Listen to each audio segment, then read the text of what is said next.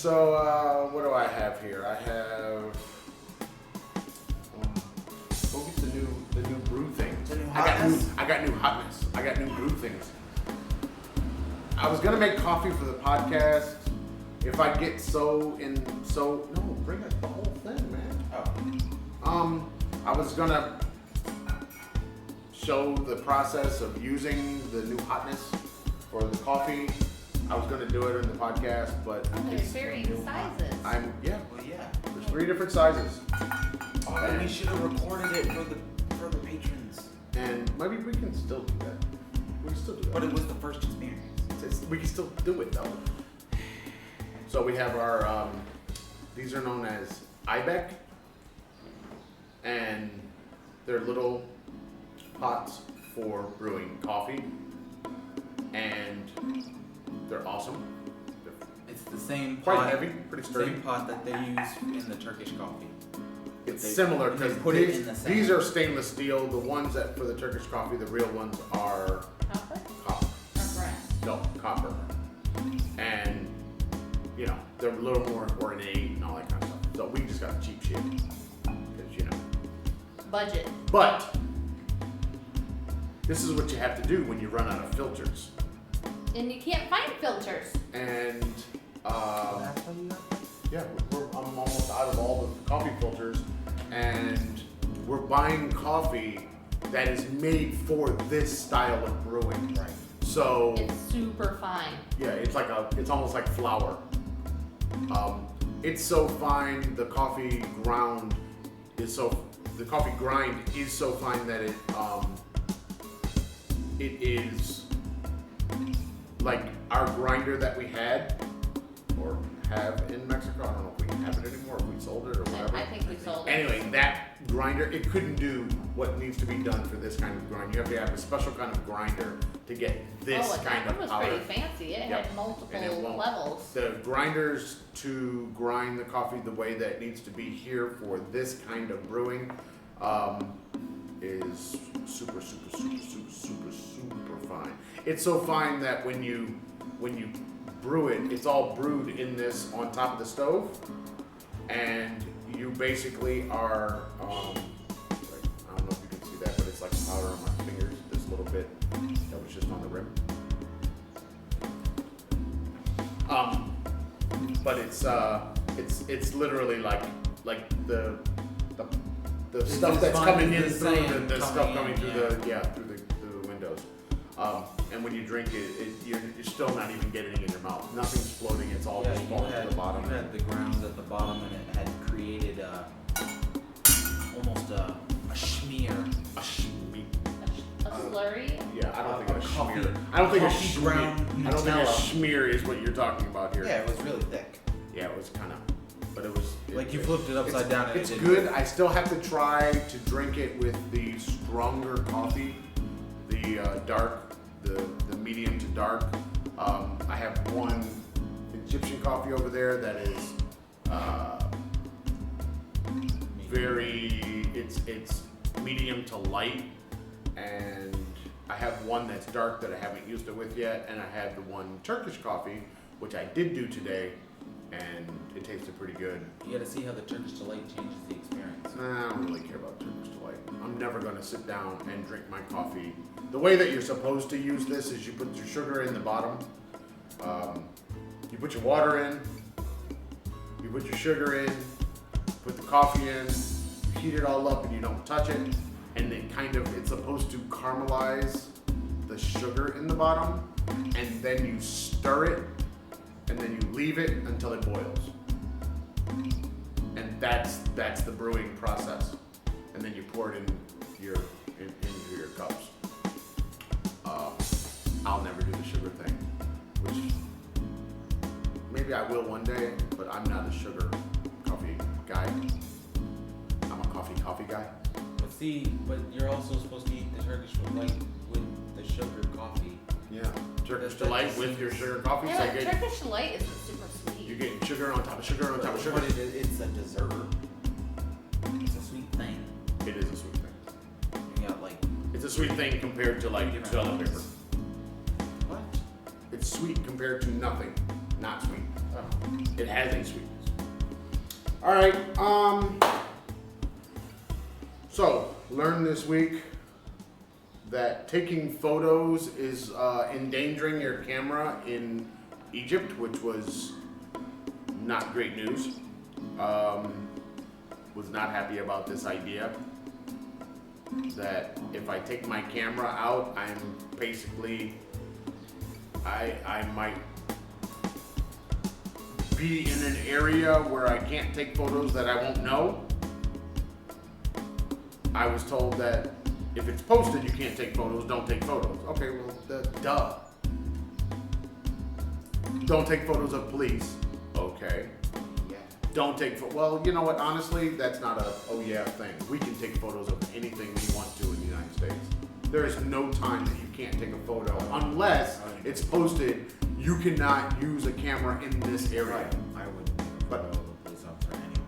No, but why not? We did. When we were recording them while they had that guy Oh. Yeah. in Grand Rapids, we were recording, and you can do that. That's how do you think we get all the videos we get? So yeah, for us, recording police, watching police do their duties, it's part of being a citizen. But here you can get in a lot of trouble for taking pictures of police, which I don't understand because why not? I mean, if they're not doing anything wrong, then why taking their picture would be a bad thing? But it's their rule. Don't take pictures of the military, which to me has the same effect. It's like, why not? If they're not doing anything wrong, then why can't their picture be taken? That's me. But going into an area of the city, which I was told you can't go into like the poor areas of the city and take pictures and video. And then sometimes the police will ask you for your permit and your passport and why you're there and question you. But here's my issue. What if you live in a poorer area? You're telling me I can't take photos of where I am? Yeah. What if my hotel is in a poor area? You're telling me I can't take pictures? And how would I know if I'm not from here that I'm in the poor area? Because I was told that our street is a nice street. Well, and then he saw the photo.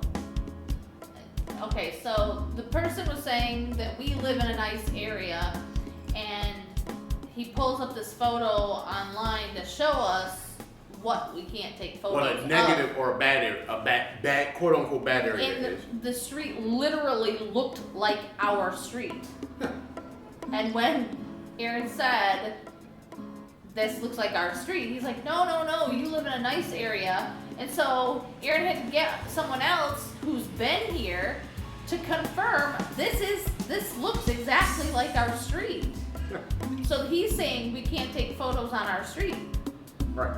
But he also told us that we could take photos inside museums and at the pyramids. You cannot take photos inside a museum. Why You not? cannot take photos because that's what the don't. It says Egypt is preeminently the country to make excellent pictures.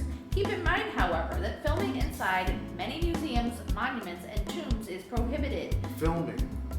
Taking photos as well, as it is prohibited to photograph public buildings, military objects, police stations, etc. This is ouregypt.com giving the advice. Interesting.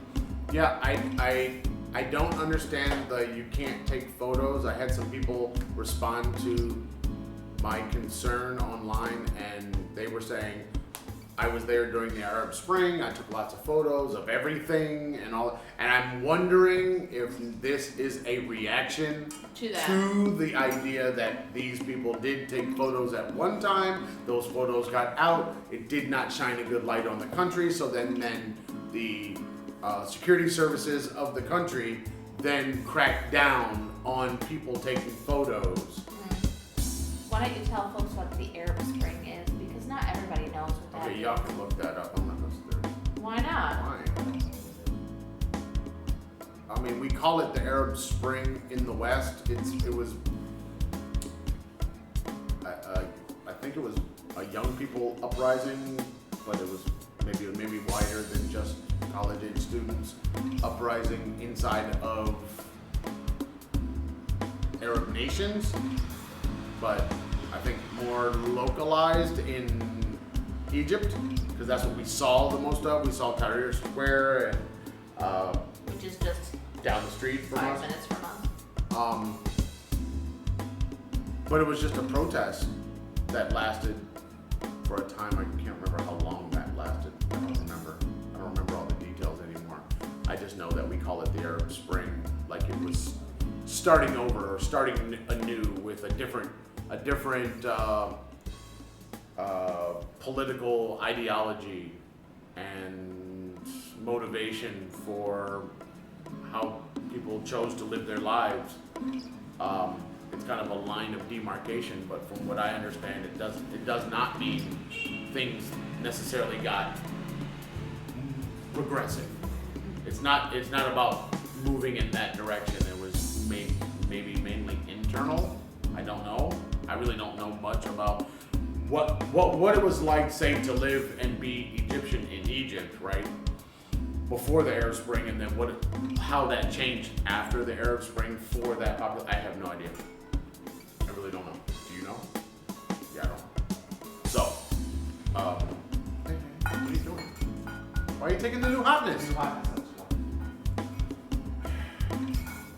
So anyway, Yeah, it's time. the whole taking photos thing, I don't know how that's going to happen.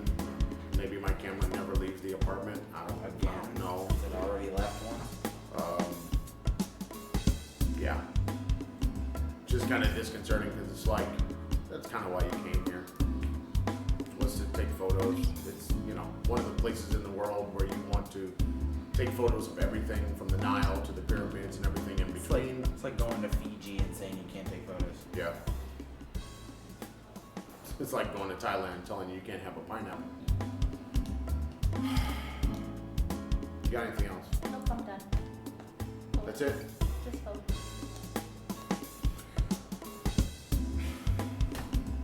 No, I'm tired. If you want to follow the Traveling Farrs, you can find us at the YouTube, Facebook, Pinterest, iTunes, Spotify, or wherever awesome podcasts are sold For free. for free. At the Traveling Farrs. If you like the Instagram or the Twitters, you can find us at Traveling Farrs, which lots of stuff is going up on the Instagram these days. If you want to email the Karen lady, you can email her at travelingfars@gmail.com. And the blog space, which is supposedly all worked out now and everything is up and going. thetravelingfars.blueberry.net. No E's in the blue here. And Blueberry has been following me, I think, or the Traveling Fars, or both on the Instagram. So thank you so much. We'd love to see you on the Instagrams. I will be participating in a panel discussion about how you as a family can live abroad, work abroad, how to make money. We're still trying to figure out the money thing. Different things. I will have Aaron put my code and the link There's a code and a link. to the virtual seminar, so that if you would like to attend, you can use my code I and think you need to make a post on the blog space. okay, And then share the post. I can do that. And give it to me. But it's the Wandering Moms Exodus Fest, and I will Ooh, it's a fest. put up the information, or have Aaron put it in the description so that you can get your tickets. We'll put it everywhere. How about that? Did you ever pick a picture? Do you have to give me the picture so I can send them to her today? Okay. I mean, they're just on gimbal 1 over there. Okay. And if you want to give us money and help the podcast keep going so we can bring you all of this juicy content, go to patreon.com/thetravelingfars. The Do things it. you can't see that we can see. We've got plans. Different And things. we've got the GoFundMe, The GoFundMe, Traveling Fars. and we've got the Cash App, We do. It's the the Cash App? $, the Traveling Fars. and we've got the PayPal. traveling Farrs that paid you. So, all the money, all the resources that come in to keep us going, we appreciate it. We love you. We need you. We have to have you. Sending you socially distanced hugs. Which is literally no hug at all, but we're not going to talk about that. That makes those people like our friends who don't like to be touched more comfortable. Yeah. Social distancing is only bad for part of the population. Right. The introverts are all here The for other it. part are introverts and germaphobes are like, good. They're I like, wanna touch yes! Finally, we It's can a- walk around it's a- and be safe. you." It's a rule. I don't have to touch you. It's like, yes! I know somebody wanted to shake my hand or something, and I was just like, yeah, we're doing the fist bump now. And I think I showed one class is like, you know, because we were talking about the numbers, I think in the U.S., the 500,000 people in 7 days Yes. got COVID, and we were talking about that in relation to here and there and what they were seeing on the street, what I was seeing, and it was like, yeah, everybody's doing the elbow bump thing, man. People are not even, and he was like, no, there's so many people here, they're still kissing. I and they're saw still- that on the it's street like, one day. well, why would anybody do that? And for me, I tend to try to stay 6 feet away from everybody walking, Yeah, it's not you easy know, to do. and you're trying to really stay away from people without getting hit by the car that's coming up behind you. Or the motorcycle, or There, you know, people are getting it real bad in the States, so hopefully it just stays away from here. I watched one day. Stays away from wherever we are, how about that? This man was standing there. 3 men came up. Each one of them kissed him, hugged him, shook his hand, and then walked away. Did the 3 men have a baby though? No, no baby. Alright, let's get out of here. What? 3 men and a baby, man. Oh man, I failed as a We parent. really gotta get you caught up on all of your 80s movies, your 80s, 90s movies. You're lacking. You have a gap. We get me internet and I'll watch. We it don't on have to the have It's internet. on- No.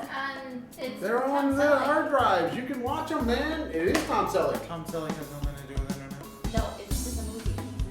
The mustache is there, man. I know who Tom Selleck is. Magpie is in it. And Richard Steve from Gutenberg from Police Academy. Yeah. I didn't know his You name. don't even know Police Academy. Look at him. Told you. I know we've watched at least one of those. Nope. If Aaron saw Police Academy, Aaron will remember Police Academy because Police Academy got lots of big old ladies. Yeah, I remember that. See? Told you. I told you. Say goodbye to the people. Bye. Say goodbye to the I've people. only seen Revenge Happy of the Nerds Halloween. once, and Say goodbye to the people. Peace.